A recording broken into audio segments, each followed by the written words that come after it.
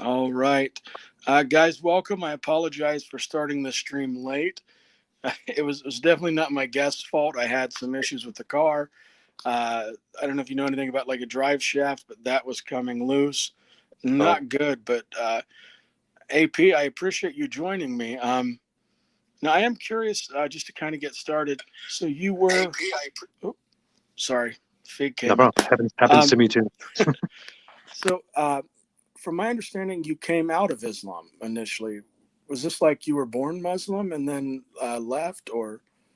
Yeah. I was born into a very religious Muslim family, so I was brought up as part of that family. I learned to. I was raised so that I would become a religious Muslim. I wasn't always like that. At some point, I just dedicated myself extremely to religion, became very religious, studied and practiced for years, preached it to others. And eventually I doubted it for a while and left the religion altogether. Mhm. And did you, while you were leaving, did you consider other religions like Christianity, Hinduism? Most people don't consider Mormonism, just to get that shot across the back. Yeah, it doesn't come to mind, right? I didn't even I knew very little about it before I don't know before I went more into American culture. But yeah, when I was leaving Islam, well, the things that you are confronted with as a Muslim, the other religions that are there are always Christianity and Judaism. And um, I did think about Christianity when I was questioning Islam, and I was comparing the Bible to the Quran. And even after leaving Islam, I was still wondering about Christianity and about Judaism. So I thought about those for a while. And it took me about a year after leaving Islam that I stopped believing in God altogether and basically gave up on religion. Yeah. Now that makes sense to me because a lot of times I hear the opposite, that as soon as they leave one religion, they're automatically atheist. And that Mhm. never made sense because it seemed like if you have the sincere belief in God, that you would go through like a deistic period. Like there would be a point of strong consideration that a philosophical God may still exist. Yeah, it was like that with me. I mean, it took me a very long time to leave Islam, to acknowledge and to tell myself, to really admit to myself that I'm no longer a Muslim, that I no longer believe in Islam. But it took a while to then also acknowledge that I don't believe in God anymore. Because the problems with Islam that I had were not just related to God; they were mostly related to Islam, and I didn't have any solid reason uh, Mhm. to say, well, okay, well, there is definitely no God, and so I couldn't just leave those things, both of those things together at the same time. Mhm. Sorry, my dog is barking. I'll quickly shut the door. Yeah. Oh, you're right. Yep, you're good. While he's doing that, guys, please consider liking and subscribing. I host short conversations like this, friendly back and forth dialogues. And I'm back. Nope, you're good. While you were there, I put a smooth little commercial for my channel in the middle Oh, I heard it. because I heard it.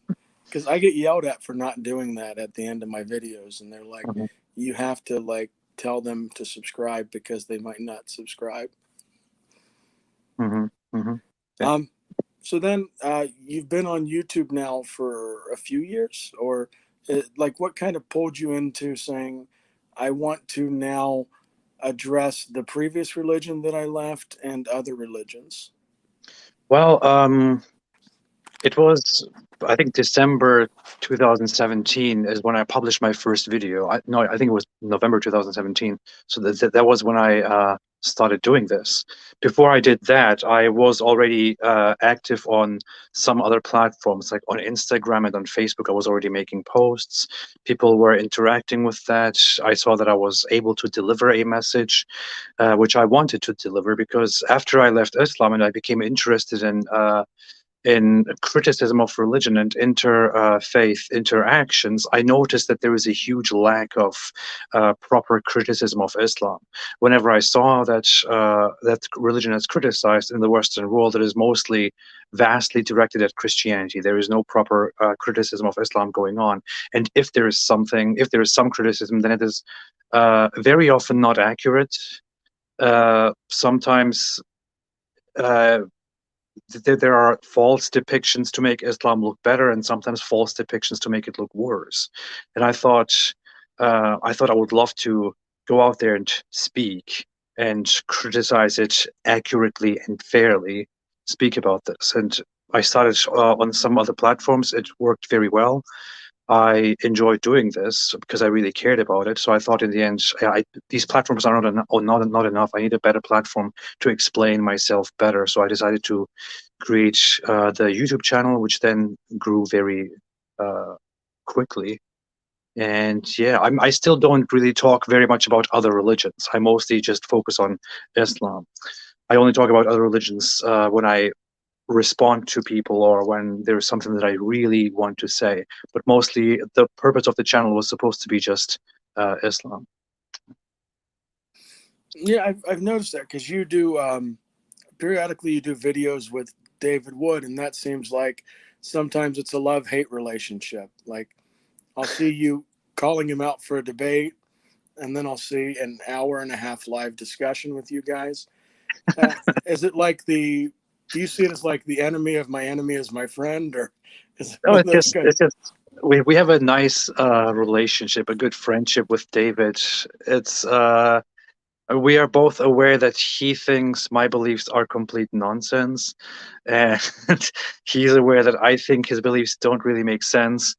But at the same time, we can hang out together and laugh about things, and we have this one thing in common, which is that we really care about Islam. And the thing is, when I was looking for online content and when I was looking for criticism of religion, the only person that I found who was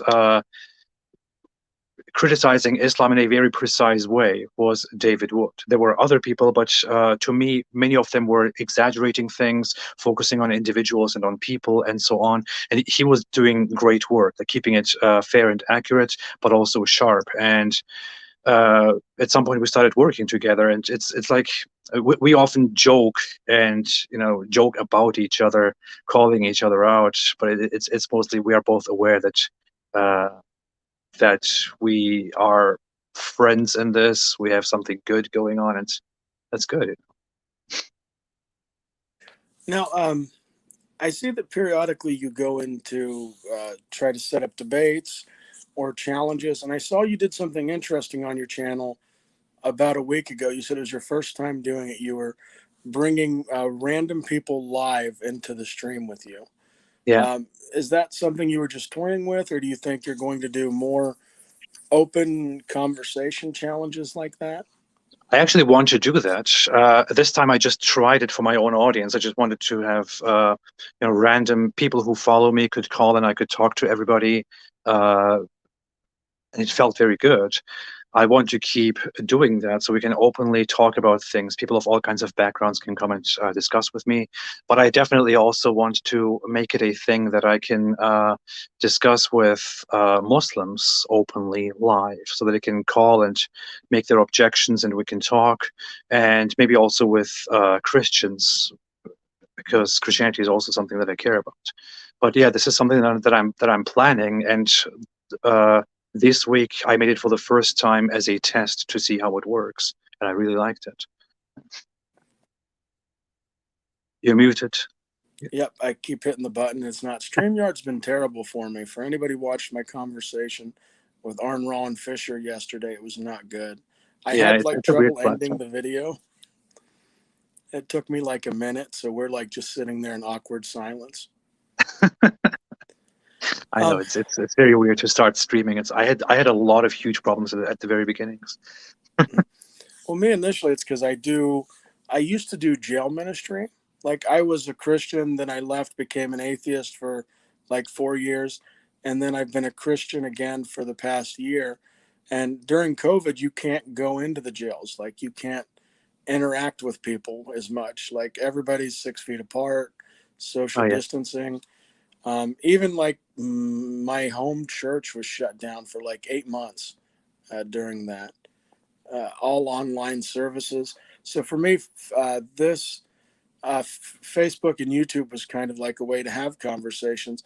And I definitely appreciate you agreeing to do this, because I know the first message that I sent to you was one where we had had a miscommunication, and I had thought you had said something that you didn't say.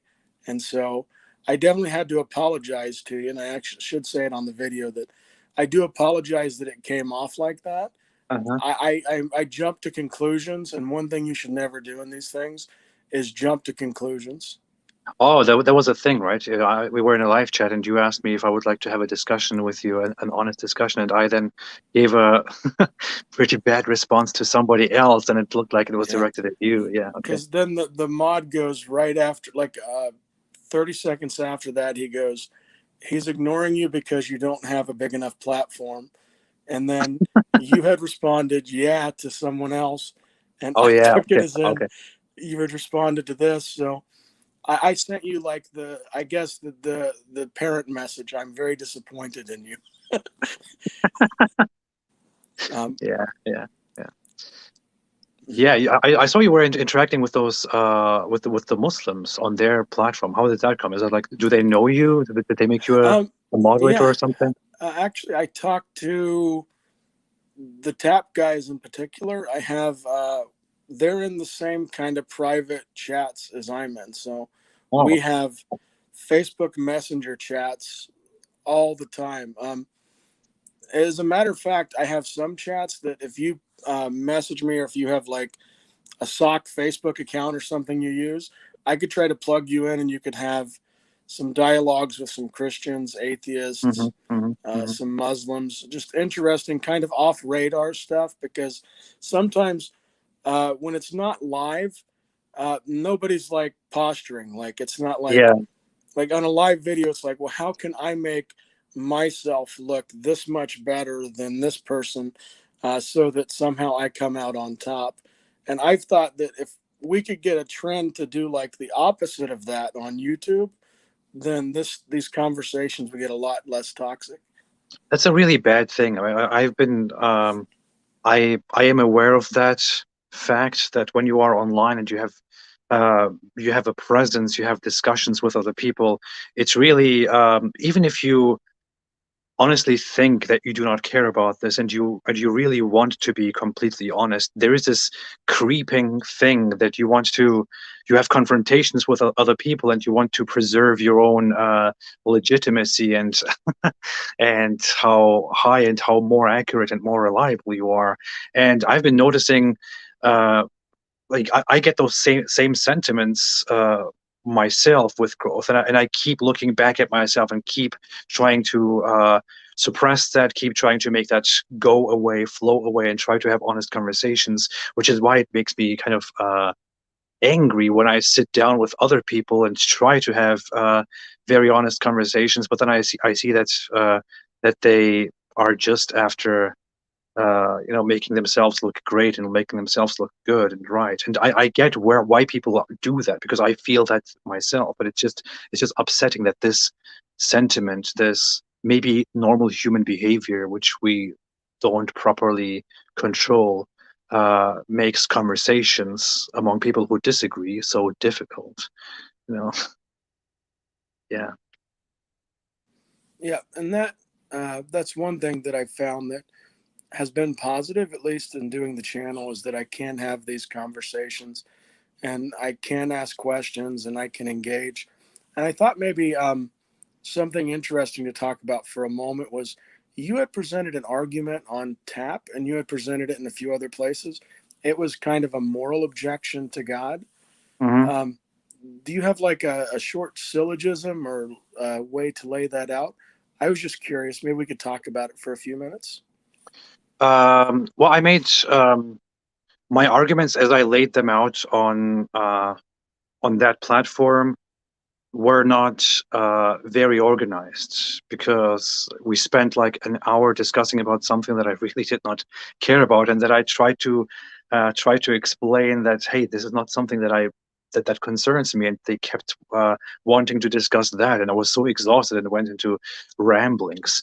But I think I majorly have two objections that have to do with hell, and one of them is not so much a moral objection, but rather a logical flaw that I see with the whole issue of hell and judgment, and that God or that Allah is the most merciful. And the other is also a moral issue, which I didn't really bring up on that podcast, but it may have looked like that, which I see now. But what I was basically trying to argue is that in Islam, Allah is described as the most forgiving, but He creates humans, designs them fully with their personality and their characters, knowing that these humans are weak, and many of them will, as a result of their creation, of their nature, disbelieve and go to hell by his own standards. Nevertheless, he goes ahead and creates them, knowing that this is their end, and then he calls himself the most forgiving, although in none of us would accept that as a possible definition of somebody who is forgiving, who is most forgiving. So that was the argument that I basically made there, which I could have laid out in a much better way. I understand that entirely. But my main issue with it is actually the contradiction between predetermination and free will in Islam. And that is that, according to the Islamic teachings, Allah creates humans in advance. Before he creates them, he predetermines everything, including who they are, how they will function, what they will do, their choices, and their afterlife. He decrees everything. Then he creates them, and they, of course, do as he decreed. They then disbelieve, but then he judges them by their choices, for their choices, and punishes them with eternal hellfire, for example, which does not make sense, because he would then just be punishing them for something that he himself decided in the very beginning. So that is actually the major argument which points out the contradiction. If you want to come to the moral part, I can go into that as well, but I just talked a lot. No, so I think to kind of sum up and tell me if this is wrong as to how you're saying is that nobody really has any decision from how you're looking at the perspective, and that from not having any decision, that God is choosing their final decision for them. And so that's how you interpret predestination in the Quran, is that Allah caused everybody to apostate. This would be your view. Allah has logically, the way I see it and identify it, Allah himself has designed and decided matters in such a way that I would be born into a Muslim family, become religious, study religion, leave Islam, and then become a public critic of Islam who also leads other people astray from Islam as Allah himself decided it. So it's all Allah's plan. And we don't really have much choice in that, which is why judging us for our choices is illogical, it's contradictory. And if you want to judge it from a moral perspective, it could also be immoral. And so I don't know much about Islam in that predestination set. I know from the Christian perspective that we would have the fall of man, that this is our choice, and we would see predestination differently, like that God knew that everybody was going to fall. God knew that people are going to make these choices, but then he decided to redeem some. And that would be, I guess, maybe the difference, because in at least the Christian conception, like I said, I don't know the Islamic enough to comment, that it's not, God would not make them choose the negative, if that makes sense. Yeah, that's the thing, is the major mainstream Christian perspective on predestination and free will is, in that sense, different from the Islamic one. It is definitely in that sense different. In my opinion, so it is therefore not internally contradictory, but it is. I still find it logically a little bit incoherent, to be quite honest. Islam's perspective on predestination and free will is closer to the Calvinist approach of predestination and free will. So yeah, there is a difference in the mainstream Christian and the mainstream Islamic perspective. But nevertheless, I would also say that the Christian perspective would be wrong. And if you ask me why, I would say that that God, by creating humans and creating creation, is solely responsible for the creation or emergence of evil, which, according to God and according to the core Christian teachings, is something that God detests and finds unacceptable. So he himself would know that as a result of creation, evil would emerge, and many of these people would be affected by evil and would then also be judged and punished by his own standards. And yet he went ahead, knowing everything that will happen, went ahead and caused this creation and thereby created something that he himself finds detestable and unacceptable, although he could have done otherwise. And this I think is also incoherent. No, so what I'd like to do, if you don't mind, we'll put a pin in that particular portion, and then I'll go back, I'll watch this again, and maybe sometime down the line I can bring you on and we can have a conversation, just kind of focusing on that. And then, because I want to weigh out everything that you said. I disagree with some of the premises, but I don't want to just like blow off any of your concerns and say that's just irrelevant, because I don't feel like that's conducive to the conversations either. I understand that. That's totally fine. You can get back to that. I actually made a video about my whole problem with the problem of hell and predestination and free will and all that regarding Islam. I made a video about that just a few days after the podcast. I can expand on this stuff even further. Yeah. And if you would be interested, because I do have a few Muslim friends. I don't know if it'd be any of the TAP guys, but I do have some Muslim friends, and maybe one of them might be interested in having like an hour conversation with you. And you don't have to answer me now. I don't want to put you on the spot. I would actually love it. Yeah, I think it would be. Then I could try to set something up and bring you back on. Okay, that sounds good. And I'm just keeping very close eye on the time, because I know that we've made that a hard line for 6 o'clock, and I'm going to honor that. So what do you got going on? What's coming up in the future? You got any debates planned, future videos?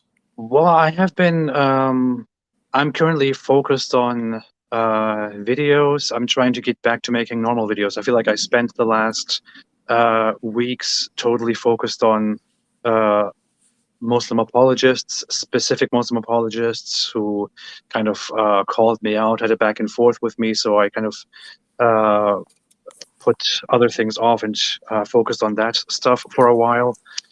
Now I want to get back to making specific videos, short videos, 10-minute videos, talking about Islam again. I also have a lot of projects on my mind all the time, but very often I just announce these projects and then I don't really get back to them until a year later. So I want to be careful nowadays with what I publicly announce. But yeah, it's I'll keep going, keep doing this. I'll keep wanting to debate people who are who challenge my views or who want to debate. I like having these conversations. I find it stimulating to talk about religious things, about religious ideas, be it Christianity or Islam or even other things. So this is something that I'm always open to. Yeah, you are a Christian, right? You have yes. Is it like